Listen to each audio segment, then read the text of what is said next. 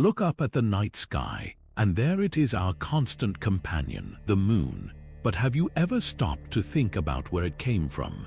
That glowing orb didn't just appear one day. Its story is written in fire and chaos, a cosmic drama that shaped not just the moon but Earth itself. The leading explanation: a cataclysmic collision so violent it reshaped our planet and flung debris into space, eventually forming the moon. This is the giant impact theory, and it's one of the most compelling stories in planetary science. But here's the twist: scientists are still uncovering clues that challenge this idea, hinting at mysteries we've yet to solve. In this video, we'll dive deep into the evidence, explore mind-bending alternatives, and reveal the latest discoveries that could rewrite the moon's origin story. Stick around, because what you think you know about the moon might just be the tip of the cosmic iceberg. To understand the moon's dramatic birth, we need to rewind the clock way back to the early solar system, a place of pure chaos. Picture this: around 4.5 billion years ago, our cosmic neighborhood wasn't the orderly arrangement of planets we know today. Instead, it was a swirling, violent construction zone, with countless chunks of rock and metal smashing together in a high-stakes game of cosmic bumper cars. These collisions weren't gentle nudges, they were planet-shaping crashes, as smaller bodies merged to form the building blocks of worlds like Earth. At this time, our planet was still a work in progress, a molten ball of rock and metal gathering mass from the debris around it. But Earth wasn't alone in this turbulent nursery. Among the chaos, another massive player was making its move, a rogue protoplanet roughly the size of Mars, now known as Theia. Scientists believe Theia formed in a nearby orbit, close enough that gravitational tugs from Earth and other growing planets made a collision inevitable. The stage was set for a catastrophe of cosmic proportions. Theia's path put it on a direct course with our still-forming planet, hurtling through space at staggering speeds. This wasn't just another impact, it was the kind of collision that would reshape Earth forever and leave behind a legacy we still see in the night sky. But how exactly did this apocalyptic crash unfold? That's where the story gets even more incredible. Now, let's zoom in on Theia, the cosmic wanderer at the heart of this story. Imagine a world not too different from Mars, rocky, metallic, and massive enough to leave a permanent mark on our planet. Scientists estimate Theia was about half the size of Earth, packing enough gravitational punch to stir up trouble in the early solar system. Its composition, likely a mix of silicate rock and iron, much like Earth's own building blocks, but with subtle differences that would later become crucial clues. What made Theia's collision with Earth inevitable? Picture two dancers in a crowded room, drawn together by an unseen force. Theia's orbit around the young sun brought it perilously close to Earth, and with each pass, gravitational tugs from our growing planet pulled Theia even closer. Over time, these interactions nudged Theia off its original path, setting the stage for a head-on crash. It wasn't a question of if, just when. But here's the twist: Theia wasn't just any random asteroid. Its size and speed made it a planet-shaping bullet. Traveling at over 4 kilometers per second faster than a rifle shot, it struck Earth at an angle, delivering a blow so violent it would have vaporized entire continents if any had existed. This wasn't a glancing scrape, it was a direct hit with enough energy to melt rock, fling debris into space, and ultimately forge the moon from the ashes of chaos. Why do scientists fixate on Theia's Mars-like size? Because anything smaller might not have ejected enough material to form the moon, and anything larger could have obliterated Earth entirely.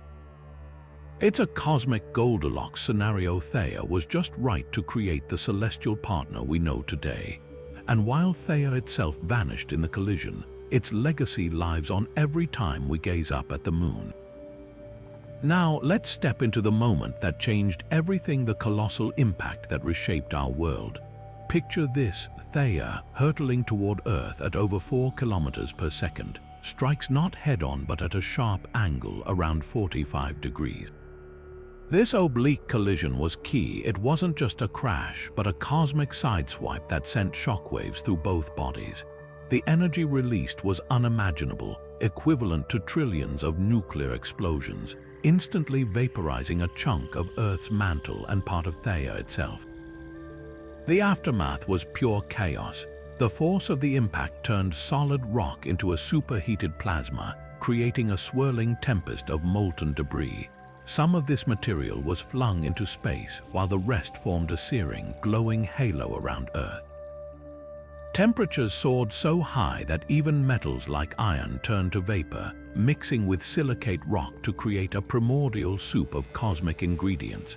But here's the wild part: this wasn't just destruction, it was the birth of something new. The debris ejected into orbit didn't just scatter randomly. Instead, it began to coalesce, drawn together by gravity, forming a disk of molten rock and gas around our young planet. Think of it like Saturn's rings, but far hotter and denser, a swirling nursery for what would become the Moon, and Earth, it was left forever changed. The impact tilted its axis, giving us the seasons we know today, and likely jump-started processes like plate tectonics. Theia's collision wasn't just an end, it was the dramatic beginning of Earth's story as a life-bearing world, and the origin of our closest celestial companion. Now, let's zoom in on the aftermath of that cataclysmic collision where chaos began to give way to creation. The debris hurled into space didn't just vanish. Instead, it settled into a vast, spinning disk around Earth, a fiery cradle for our future moon. Imagine Saturn's iconic rings, but supercharged, scorching hot, thick with molten rock, and pulsing with the energy of a newborn solar system. Gravity wasted no time in this swirling chaos. Tiny particles, some no larger than grains of sand, began bumping into each other, sticking together in a cosmic dance. Over time, these clumps grew larger, snowballing into mountain-sized fragments. The disk wasn't uniform. Denser regions pulled in more material, creating hotspots where the first proto-moonlets took shape. Here's what's fascinating: this process wasn't gentle. Collisions were violent, with some fragments shattering while others merged, growing steadily bigger.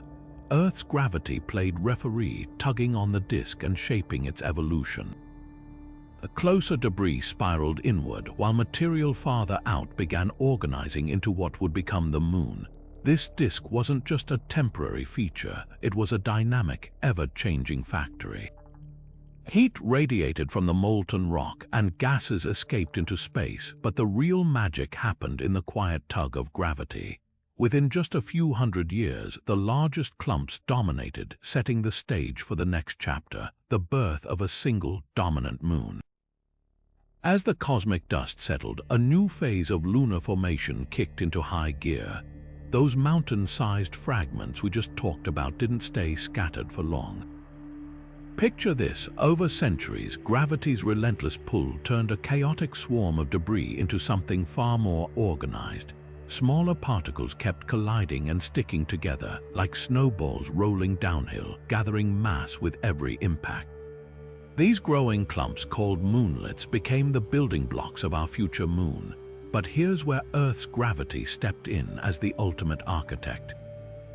Its immense tug didn't just keep the debris in check, it sculpted the entire process. Moonlets orbiting too close were dragged back toward Earth, while those at just the right distance began merging into a single, dominant body. Think of it as a cosmic survival game where only the largest and most stable fragments thrived. The real turning point came when one moonlet, slightly bigger than the rest, started dominating its neighbors. With each collision, it grew larger, its gravity pulling in more material until it became the clear leader, a proto-moon. This wasn't a peaceful merger, though. Impacts were violent, melting parts of the surface and churning up molten rock. Yet with every smash and grab, the proto-moon's orbit grew steadier, locked in a delicate dance with Earth. By this stage, the once chaotic disk had transformed. What began as a scattered field of debris now had a central hub, a newborn world in the making. And as we'll see next, this fiery young moon was just beginning its journey toward becoming the familiar companion we know today. Now, let's step into the moon's earliest days, a time of fire and transformation. Fresh from its violent birth, the newborn moon was nothing like the cool, grey world we see today. Instead, its entire surface was a churning, molten ocean of magma, hundreds of miles deep. Imagine a landscape where rock wasn't solid but liquid, glowing white-hot from the relentless energy of countless collisions. This magma ocean wasn't just a chaotic mess, it was a cosmic chemistry lab in action. As the molten rock swirled, heavier elements like iron slowly sank toward the moon's core, pulled down by gravity. Meanwhile, lighter minerals such as feldspar floated to the top like froth on a boiling pot. Over time, this process created the first hints of a crust, a thin, scummy layer of crystallized rock on an otherwise seething world. But here's the fascinating part. This fiery phase left behind clues that scientists still study today. The moon's highlands, those bright, rugged regions visible from Earth, are made mostly of that lightweight crust material. In contrast, the darker plains, called Maria, formed later when lava welled up from below, filling ancient impact basins. So, in a way, the moon's face is a fossilized record of its molten youth, a reminder of when our closest neighbor was a world of liquid fire, slowly cooling into the serene companion we know now. And as we'll see next, that cooling process wasn't just a quiet fade to black. It set the stage for the moon's next dramatic act. As the moon's fiery magma ocean began its slow retreat, a remarkable transformation unfolded. Over millions of years, the once molten surface gradually cooled, solidifying into the rugged landscape we recognize today. But this wasn't just a simple freeze, it was a delicate dance of chemistry and physics, shaping the moon's internal structure layer by layer. The lightweight minerals that had floated to the top during the magma ocean phase, like feldspar, crystallized first, forming a thin, brittle crust. Beneath it, denser materials like pyrozine and olivine settled into the mantle, creating a more rigid but still dynamic interior. This layered structure wasn't just theoretical. Scientists confirmed it by studying the lunar rocks brought back by the Apollo missions. Those samples revealed crystals that could only have formed in a molten environment, along with chemical signatures pointing to a global magma ocean. One of the most telling clues, the moon's anorthosite highlands, those bright, ancient regions visible from Earth. These rocks are packed with feldspar, exactly what you'd expect from minerals that floated to the top of a cooling magma sea. Meanwhile, the darker Maria, formed by later volcanic activity, are rich in basalt, evidence of molten material that erupted through cracks in the crust long after the surface had solidified.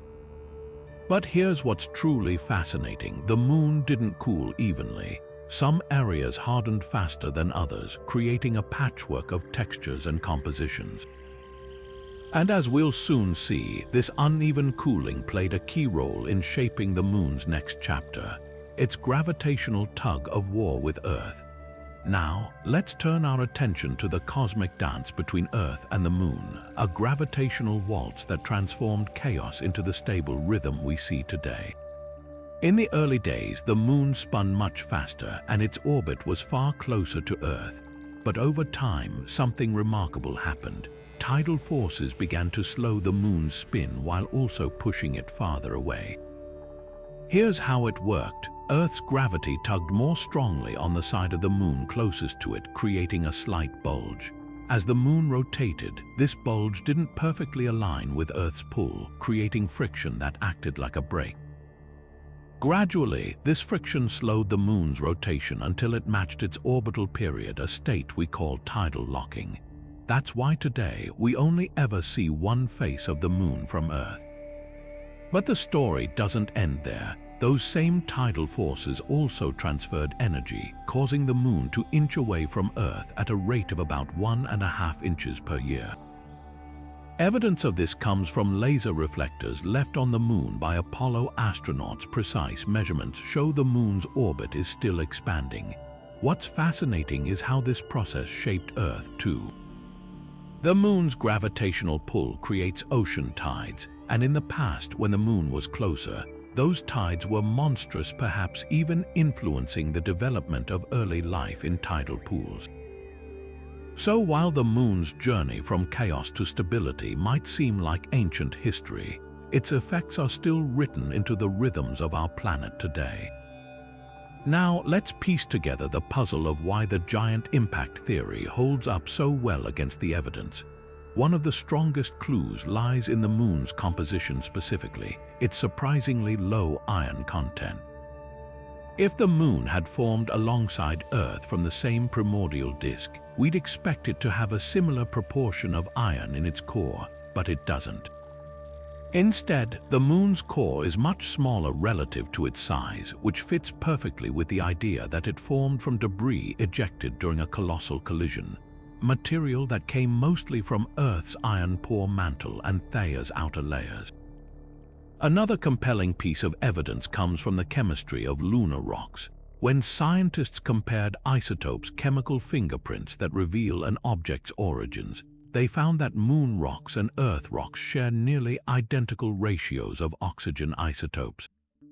This was a shock at first, since Theia, the Mars-sized impactor, should have had a distinct isotopic signature, but newer simulations suggest Theia might have formed close to Earth in the solar system, explaining why their isotopes match so closely.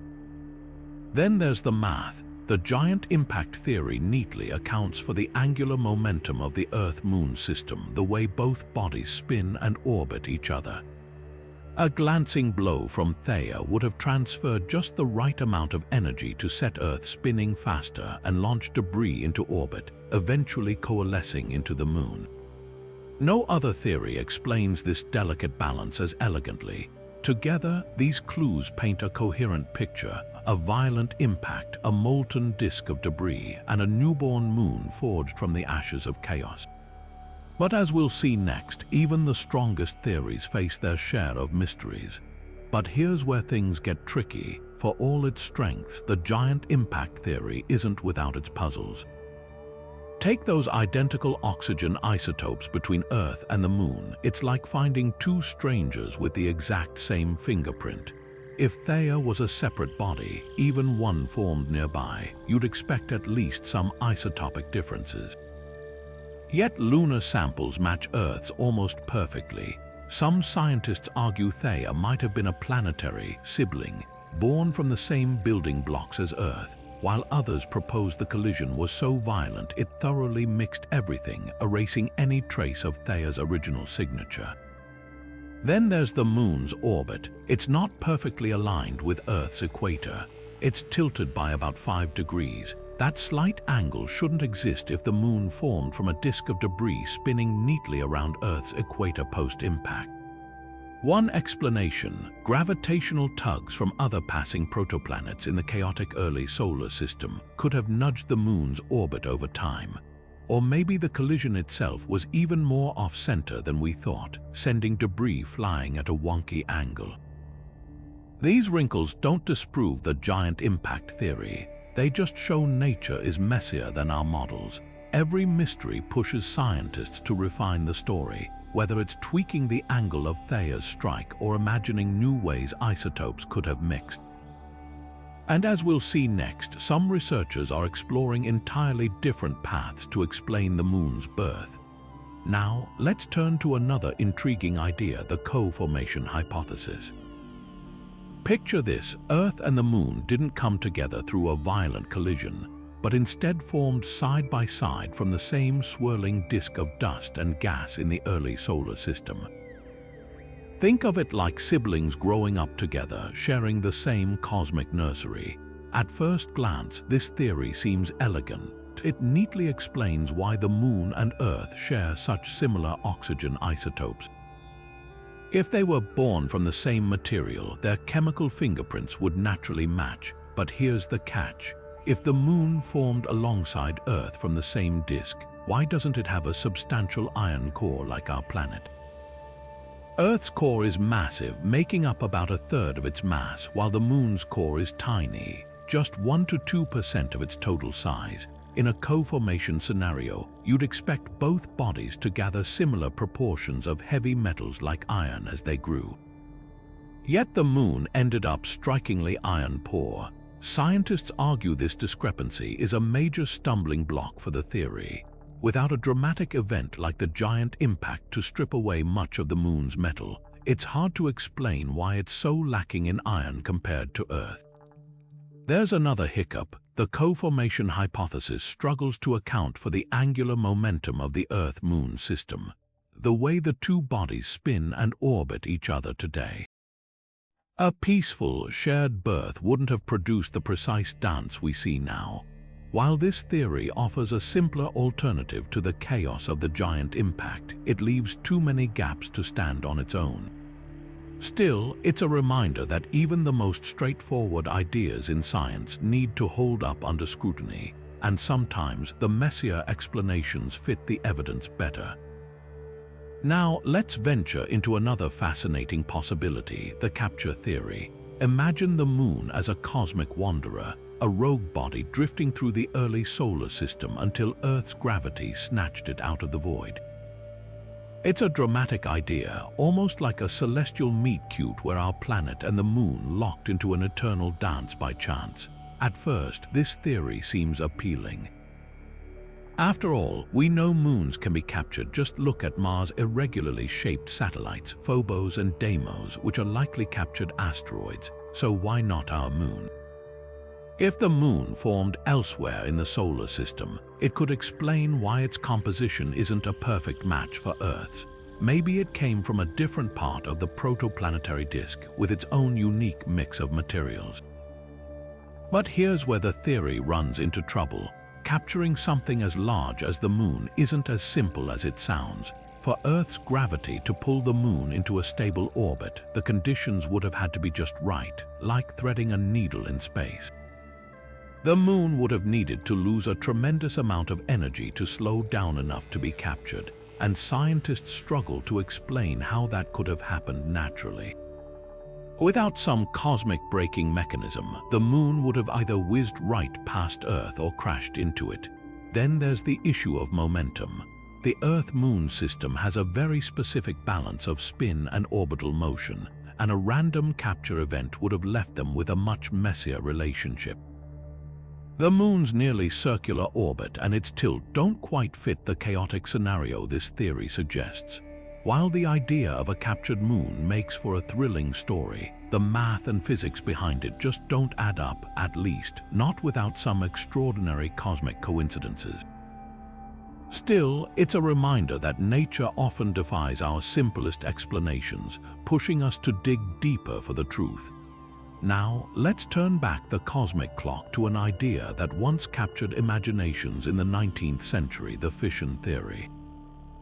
Picture this, a young Earth spinning so fast that it flings off a chunk of itself, sending it spiraling into space to become our Moon.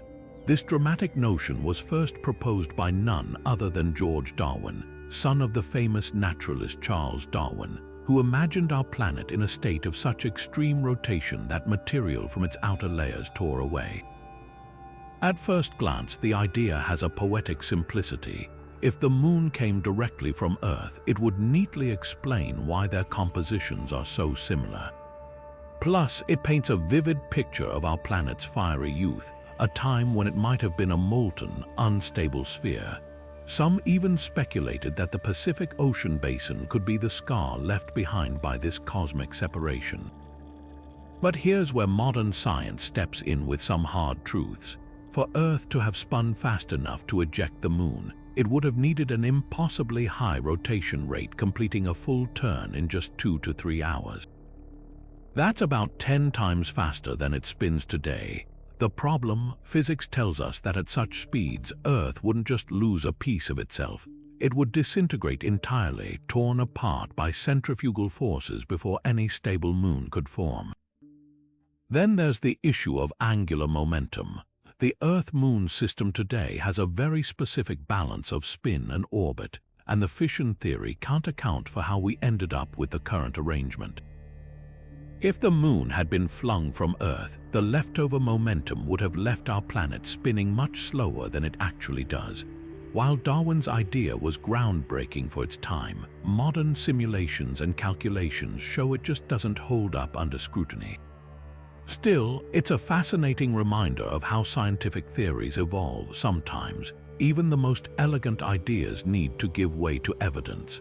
And speaking of evidence, let's look at what cutting-edge research is revealing about the moon's hidden origins in our next segment. But what if pieces of Theia aren't just a cosmic ghost story? Here's something that might surprise you. Scientists now think fragments of that ancient impactor could still be lurking inside Earth itself. Cutting-edge research from 2023 points to massive, mysterious blobs buried deep in our planet's mantle, detected by seismic waves that reveal their unusual density and structure. These continent-sized anomalies, nicknamed Theia's graveyard, sit nearly 2,000 miles below the surface, and their chemical fingerprints don't quite match the rest of Earth's interior.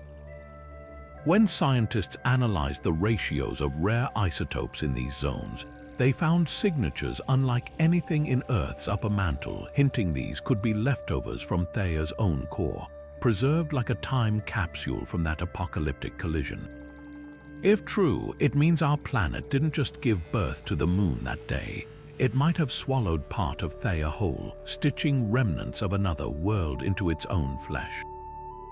But here's the twist: not everyone's convinced. Some argue these blobs could just be dense, unmixed pockets from Earth's own violent formation.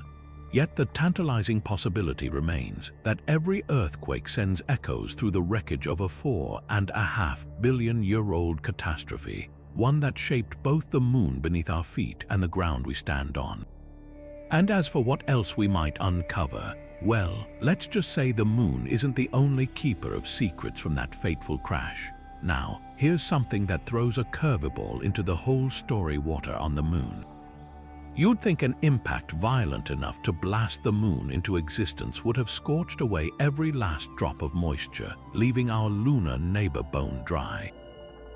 But surprise, scientists have found traces of water locked inside moon rocks, and that's a problem for the giant impact theory. Here's why it's so puzzling. The collision between Earth and Theia would have generated temperatures hotter than the surface of the Sun, enough to vaporize not just water but pretty much any volatile element. So how did water survive? One possibility is that it hitched a ride later, delivered by comets or asteroids bombarding the young moon. But here's the catch: some of that water matches Earth's own isotopic signature, suggesting it might have been there all along. That raises even bigger questions. Could pockets of water have somehow endured the inferno? Or did the moon's magma ocean trap water deep below its surface, shielding it from evaporation? Either way, this tiny wrinkle forces scientists to rethink just how chaotic or how precise that ancient collision really was. And if water survived, what else might have slipped through the cracks of that cataclysm? The answers could rewrite not just the moon's history, but our understanding of how planets are born. Now, let's take a step into the digital realm, where scientists are piecing together this cosmic puzzle with the help of cutting-edge computer simulations. These virtual experiments allow researchers to tweak every detail of the giant impact, changing the angle, speed, and even the size of Theia, to see which scenario best matches the Earth and Moon we know today. What's fascinating is that the most accurate simulations point to an oblique impact, a collision where Theia struck Earth at a sharp angle rather than head-on. This glancing blow would have flung just the right amount of material into orbit, creating a debris disk dense enough to form the Moon while leaving Earth with its tilted axis. The simulations also reveal that the Moon's orbit and composition line up almost perfectly with this type of collision, giving the giant impact theory a major credibility boost. But here's where it gets even more interesting. These models aren't just confirming old ideas, they're uncovering new ones. Some simulations suggest Theia might have been smaller than Mars, or that the impact could have happened faster than originally thought. Others explore whether multiple smaller collisions, rather than one giant hit, could explain the moon's quirks. Each tweak in the virtual lab brings us closer to understanding that fateful moment, proving that even 4.5 billion years later, the moon's birth is still full of surprises. So while we may never witness the exact moment of impact, these digital recreations are the next best thing, helping us test, refine, and sometimes even challenge the story of how our moon came to be. And with every simulation, we're not just looking back, we're sharpening our tools to decode the origins of other worlds far beyond our own. Now, let's dig deeper into the moon's very building blocks, its isotopes, to uncover more clues about its origins. When scientists compare the chemical fingerprints of Earth and moon rocks, they find something both puzzling and revealing. Elements like titanium and tungsten tell a story that both supports and complicates the giant impact theory. Take titanium, for example. Early studies showed that the Moon and Earth share nearly identical ratios of titanium isotopes, which was unexpected. If the Moon formed mostly from Theia's debris, its titanium should look different from Earth. This similarity suggests that either Theia had an eerily identical composition to Earth, unlikely for a random protoplanet, or that the material mixing after the impact was far more thorough than we thought. Then there's tungsten. This heavy element gives us a peek into the Moon's early conditions. Earth and the Moon have almost the same tungsten isotope ratios, but here's the twist. Tungsten is sensitive to metal-rich environments like Earth's core. The fact that the Moon lacks a large iron core yet matches Earth's tungsten signature hints that material from Earth's mantle dominated the debris disk, diluting Theia's contribution. But not all isotopes align so neatly.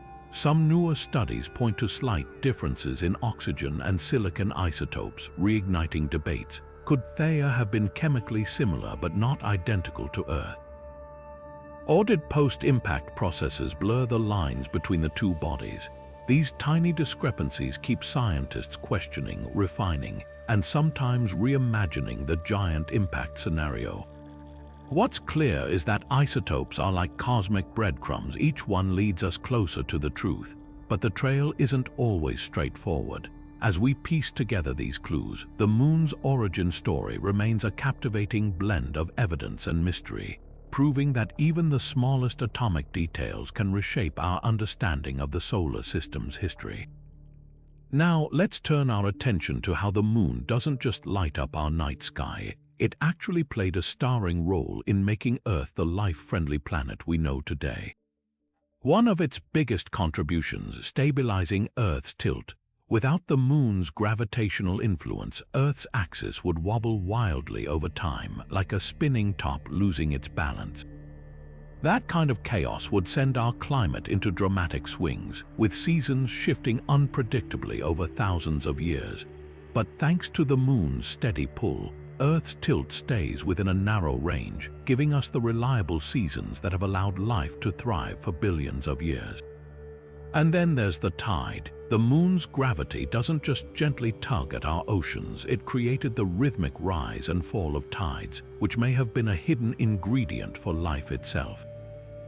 Picture this: as tides rolled in and out of shallow coastal pools billions of years ago, they created ever-changing environments where organic molecules could mix, concentrate, and interact in ways that might have sparked the first chemical reactions leading to life. Some scientists even think these tidal pools acted like natural laboratories, where the building blocks of life had the perfect conditions to come together.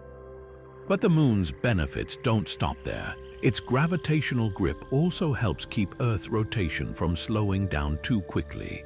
Without it, our days would stretch longer over time, altering weather patterns and potentially making life far less hospitable.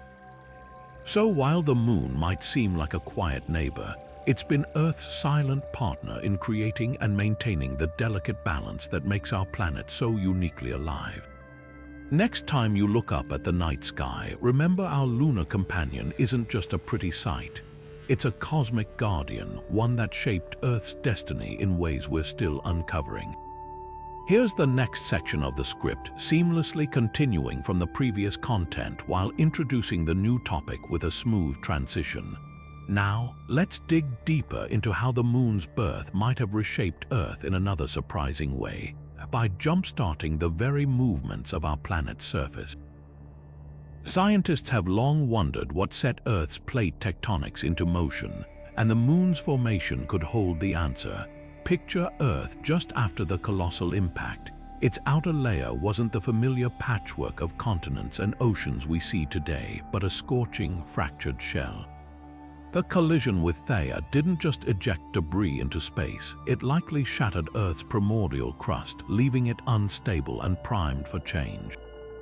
This chaos may have been the catalyst for plate tectonics. As the young Earth cooled, the damaged crust began to crack and shift, with denser slabs sinking beneath lighter ones, a process called subduction.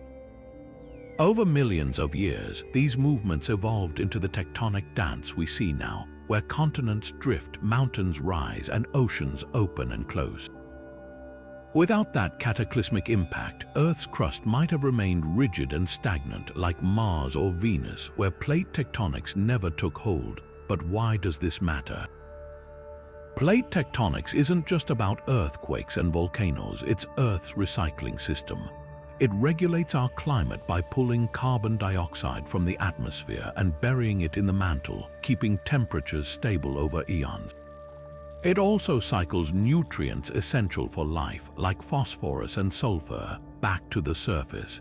In other words, the moon's formation didn't just give us tides and stable seasons. It might have set the stage for Earth to become a dynamic, life-sustaining machine. Of course, this idea is still being tested. Some researchers argue that plate tectonics could have started much later, triggered by other forces. But the timing fits. The oldest minerals on Earth, like zircon crystals over 4 billion years old, show signs of water and movement, hints that our planet's surface was already active not long after the moon formed. Whether the impact was the sole trigger or just one piece of the puzzle, it's clear that the moon's birth didn't just create a companion in the sky, it may have reshaped Earth from the inside out. Next, we'll look at how future missions to the moon could finally settle these debates, drilling into its secrets to uncover the truth about our shared past. Now, let's turn our gaze to the future, because the next chapter of lunar exploration could finally crack open the moon's deepest secrets. Missions like NASA, Artemis, and the European Space Agency's Prospect are gearing up to do what no spacecraft has done before: dig into the moon's mantle and bring back pieces of its hidden history. Imagine holding a sample of the moon's interior, untouched by billions of years of surface weathering. These pristine rocks could hold chemical fingerprints of Theia, the ancient impactor, or reveal how Earth and Moon's materials mixed in that fiery collision. Artemis, set to land humans near the Moon's south pole by 2026, isn't just about footprints, it's about science. Astronauts will deploy drills to extract cores from the lunar crust, possibly reaching mantle material ejected by ancient impacts.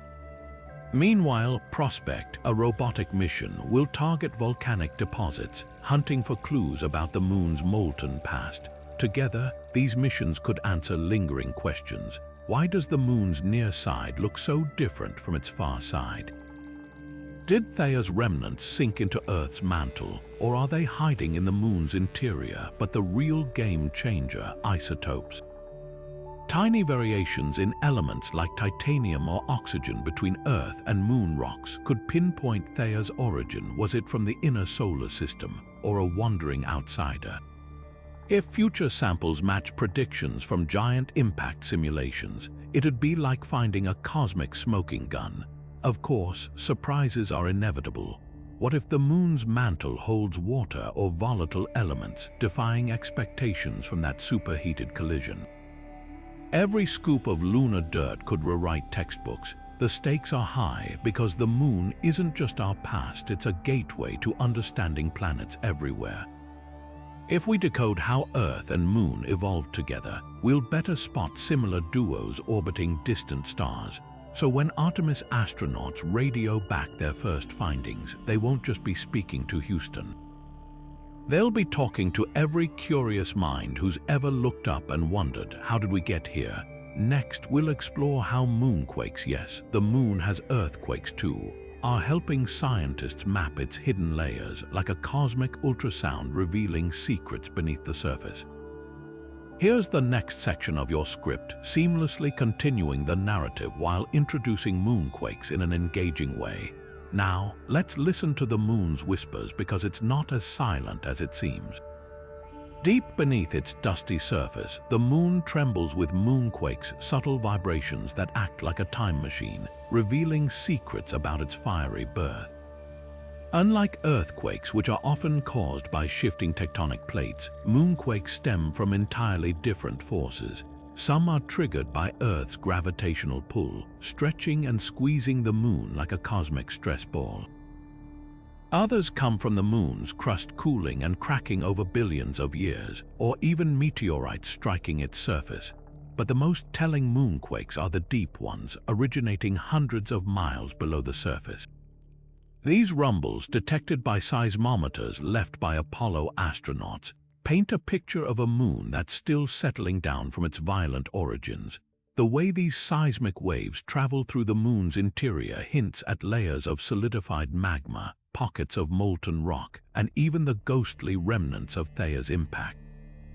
Imagine it like tapping a bell. The sound it makes tells you what's inside. Recent reanalysis of Apollo-era data, combined with modern computer models, suggests the moon might still have a partially molten layer near its core. That's a big deal because it challenges old assumptions that our moon cooled off completely long ago. If true, it could mean the moon's interior preserves a record of that primordial magma ocean frozen in time. Future missions, like Japan's planned Lunar seismometer network, aim to map these quakes in high definition, turning faint tremors into a detailed blueprint of the moon's guts. What's wild is how moonquakes might even help us find water. Certain types of seismic waves slow down when passing through damp material, so if we detect that signature, it could point to hidden reservoirs of ice or hydrated minerals deep underground. Every shake and shiver is a clue not just about how the moon formed, but how it's still changing today. Up next, we'll dive into another lunar surprise, volcanoes. Because yes, the moon once had lava flows, and some might have erupted far more recently than anyone guessed. Here's the next section of your script, seamlessly continuing the narrative while introducing lunar volcanism in an engaging way. Now, let's turn our attention to a moon that was far from dead, a world that once oozed fire long after its violent birth. For decades, scientists assumed the moon's volcanic activity fizzled out over 3 billion years ago, leaving it a cold, geologically stagnant rock. But recent discoveries have shattered that idea. High-resolution images from orbiters like NAS, a lunar reconnaissance orbiter, reveal volcanic plains dotted with strange, wrinkled ridges and tiny, bead-like deposits. These features tell a startling story. Lava might have flowed on the moon as recently as 1 billion years ago. What's even more surprising is the scale of this activity. These weren't catastrophic eruptions like Earth supervolcanoes. Instead, they were slow, oozing flows of basalt seeping through cracks in the crust. Some of these lava deposits are so fresh in geologic terms that they haven't been fully battered by space weathering. That means they could hold pristine clues about the moon's interior, including how it stayed hot enough to produce magma billions of years after its formation. One leading theory suggests that radioactive elements deep within the moon, like uranium and thorium, kept its mantle warm far longer than expected. Another possibility is that tidal forces from Earth's gravity flexed the moon's interior, generating enough heat to melt rock. Either way, this late-stage volcanism rewrites the timeline of lunar evolution. It wasn't just a relic of its fiery youth, it had a second act. The implications are huge. If the moon was still geologically active relatively recently, it means its crust and mantle might have been more dynamic than we thought. Some scientists even speculate that trace gases from these eruptions could have temporarily created thin, localized atmospheres, altering the surface in ways we're only beginning to understand. Up next, we'll explore another lunar mystery, the stark differences between the moon's near and far sides, and why collision models struggle to explain them. Now, let's unravel one of the moon's most baffling secrets: the striking differences between the side we always see and the mysterious far side hidden from view. If you've ever looked up at the moon, you've noticed its familiar face marked by dark, smooth plains called Maria. But flip to the far side and it's a completely different world, rugged, heavily cratered, and almost devoid of those smooth plains. The contrast goes deeper than appearance. The far side's crust is significantly thicker, up to 20 kilometers thicker in some areas, than the near side. This isn't just a surface quirk. It suggests the moon's two halves cooled and solidified in dramatically different ways. But here's the puzzle. If the moon formed from the debris of a giant impact, why would one side end up so different from the other? Current collision models struggle to explain this split personality. The giant impact theory predicts a relatively uniform distribution of material around Earth, so why would one side of the moon end up with a thicker crust? Some scientists propose that Earth's gravity played a role, slowing the moon's rotation early on and causing uneven cooling. Others suggest that tidal forces heated the near side more, keeping it molten longer and allowing lava to erupt and form the Maria, while the far side solidified faster into a thicker crust. Then there's the curious case of the moon's South Pole Aitken Basin, a massive crater on the far side that's one of the largest impact sites in the solar system. Did this ancient collision strip away part of the far side's crust, or did it somehow contribute to the asymmetry? The answers aren't clear, but each new lunar mission brings us closer to solving the mystery. What's certain is that this dichotomy challenges our understanding of lunar formation. If we can crack this puzzle, it might not just explain the moon's strange split, it could reshape how we think about planetary collisions everywhere. Up next, we'll take these lessons beyond our moon and see how they guide the hunt for exomoons orbiting distant worlds.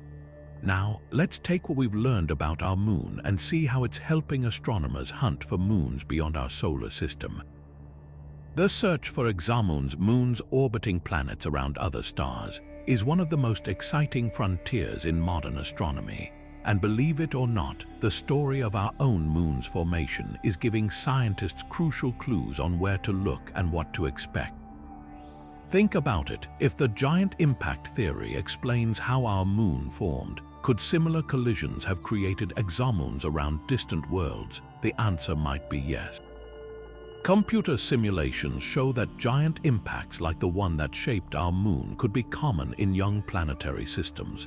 That means exomoons might not be rare, they could be hiding in the data, waiting to be found. But spotting an exomoon is incredibly tough. They're small, often lost in the glare of their host planet and star. So how do astronomers do it? They borrow strategies from studying our moon. For example, just as the moon's gravity tugs on Earth, causing tiny wobbles, an exomoon's gravity could make its planet wobble slightly. Sensitive telescopes can detect these subtle movements, hinting at a hidden moon. Another trick is watching for shadows. When our moon passes between Earth and the Sun, we get a solar eclipse. Similarly, an exomoon transiting its star could cast a faint shadow, detectable by space telescopes like James Webb. But here's where our moon's asymmetry comes into play. If exomoons also have uneven features like a thicker far side, their eclipses might look different depending on their orientation. That's a clue astronomers are now trained to spot. The moon's composition matters too. Its lack of a large iron core, a key prediction of the giant impact theory, tells scientists that exomoons formed by collisions might share this trait. So when astronomers find a planet with a moon that's oddly low in metals, it could be a sign of a similar violent birth. Of course, not all exomoons will follow our moon's blueprint. Some might form from leftover debris like Saturn's rings, or be captured wandering objects like Neptune's moon Triton. But by using our moon as a guide, scientists are narrowing the search, turning what was once science fiction into a thrilling cosmic detective story. Up next, we'll step back from the science for a moment and explore how the moon's origin story has shaped human culture, from ancient myths to modern-day inspiration. Now, let's shift our gaze from the cosmos to culture, because the moon's story isn't just written in rocks and orbits, it's woven into the very fabric of human imagination. Long before science unraveled its origins, the moon was a celestial storyteller, inspiring myths, rituals, and even the earliest sparks of curiosity about our place in the universe. Take ancient Greece, where the moon was personified as Selene, a goddess who rode her silver chariot across the night sky, or China's legend of Chang, the lunar immortal whose tale is still celebrated during the Mid-Autumn Festival. These stories weren't just entertainment, they were attempts to explain the moon's mysteries, blending wonder with a deep desire to understand. But the moon's influence didn't stop at mythology. Its phases became humanity's first calendar, guiding farmers, sailors, and even early civilizations in measuring time. The regularity of its cycles offered a sense of order in an unpredictable world, proving that the heavens could be studied and eventually decoded. Fast forward to the Renaissance, when Galileo's telescope revealed the moon's craters and mountains, shattering the idea of a perfect, smooth celestial sphere. That moment didn't just change astronomy, it ignited a scientific revolution, proving that the cosmos was a place of discovery, not just divine mystery. And then came the Apollo era, when the moon transformed from a distant symbol to a tangible destination. Those first footprints on lunar soil didn't just mark a technological triumph, they united humanity under a shared sense of awe. Suddenly, the moon wasn't just a subject of stories or science, it was a testament to what we could achieve when curiosity and courage collide. Even today, the moon's pull endures. Artists paint it, poets write about it, and scientists still study it, driven by the same question that captivated our ancestors: what secrets does it hold? Its origin story, once the stuff of myth, is now a scientific detective tale, and that's perhaps its greatest cultural legacy. The moon reminds us that every mystery, no matter how ancient, is a puzzle waiting to be solved. Up next, we'll tackle a modern dilemma: should we alter the moon's surface through mining or colonization, and what that could mean for unraveling its past. Now, let's step into a debate that's as much about our future as it is about the moon's past. As humanity eyes the moon not just as a destination but as a resource, we're forced to ask, should we alter its surface and at what cost? Lunar mining, for instance, promises treasures like helium-3, a potential fuel for clean fusion energy, and rare metals crucial for Earth's tech-driven economy. But digging into the moon's crust risks destroying layers of geologic history, each one a page in the story of its formation. Imagine bulldozing over the very evidence that could confirm or rewrite the giant impact theory. Then there's colonization. Bases like NASA's planned Artemis gateway could pave the way for sustainable lunar living. Yet, every footprint, every structure might obscure clues about the moon's volcanic past or the ancient bombardments that shaped it. It's a cosmic irony. Our quest to understand the moon could end up erasing the very data we seek. But here's the counter-argument: exploration has always involved trade-offs. The Apollo missions left behind landers and flags, yet they also brought back rocks that revolutionized planetary science. The key is balance, designing missions that minimize damage while maximizing discovery. Think of it as lunar archaeology, extracting resources carefully, preserving sites of scientific interest, and leaving some regions untouched as cosmic museums. The stakes are high. The moon isn't just a scientific archive, it's a shared heritage. Unlike Earth, where erosion and plate tectonics constantly reshape the surface, the moon's scars from its violent birth are frozen in time. Altering them carelessly could mean losing insights not just into our satellite's past, but into Earth's own early history. So where does that leave us? Perhaps the answer lies in international cooperation, with treaties that protect the moon's most fragile secrets while allowing responsible exploration. After all, the moon taught us to look up and wonder. Now, it's teaching us to tread lightly because some mysteries are worth preserving. Next, we'll venture beyond the giant impact theory, exploring bold new ideas that could reshape our understanding of the moon's origins. But what if the moon's story isn't as simple as one colossal collision? Let's push the boundaries of the giant impact theory and explore the cutting-edge ideas scientists are now considering. One compelling alternative suggests that our moon might be the result of not one, but multiple smaller impacts over time. Picture this: instead of a single cataclysmic strike, Earth could have endured a series of smaller collisions, each chipping away material that eventually coalesced into the moon. This would explain why the moon's composition is so eerily similar to Earth's. It's essentially built from fragments of our own planet, accumulated over millions of years. Then there's the hit-and-run scenario where Theia might not have stuck around after the impact.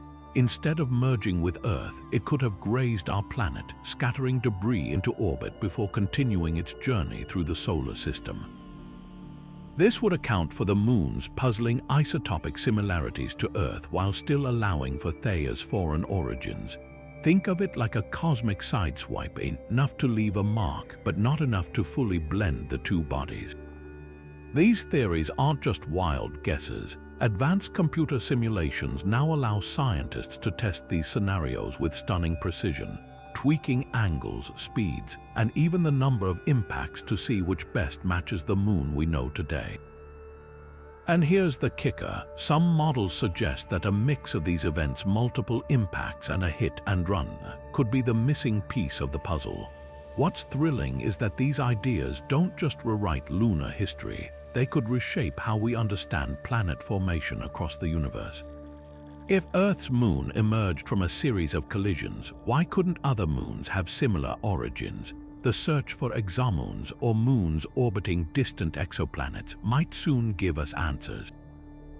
So while the giant impact theory remains our best explanation, the door is wide open for new discoveries. Whether it's multiple impacts, a fleeting encounter with Theia, or something entirely unexpected, the moon's origin story is far from finished.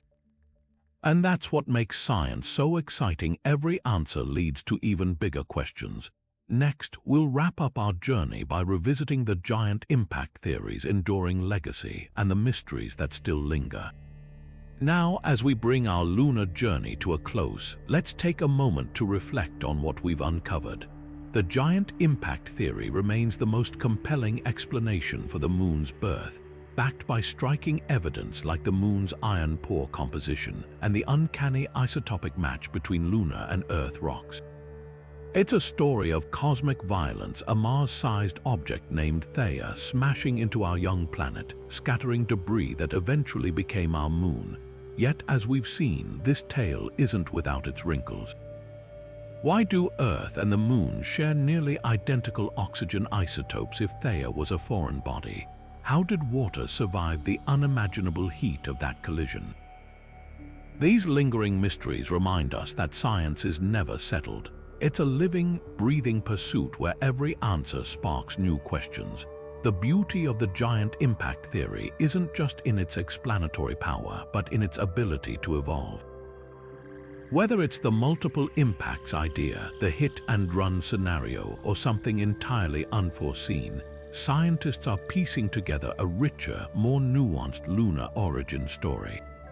And that's the real takeaway here. Our moon isn't just a static rock in the sky, it's a dynamic puzzle, one that holds clues to Earth's early days and the chaotic processes that shape planets everywhere.